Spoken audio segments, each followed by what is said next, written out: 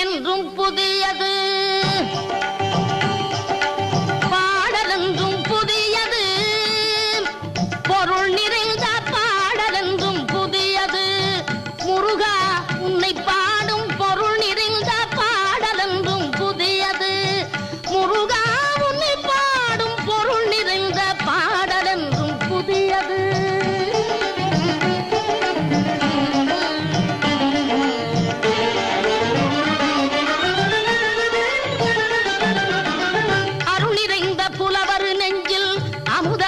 தமிழ் கொடுத்த பொருள் நிறைந்த பாடல் என்றும் புதியது. அருள் நிறைந்த புலவர் நெஞ்சில் அமுதம் என்னும் தமிழ் கொடுத்த பொருள் நிறைந்த பாடல் என்றும் புதியது. முருகன் என்ற பெயரில் வந்த அழகே என்றும் புதியது. முருகன்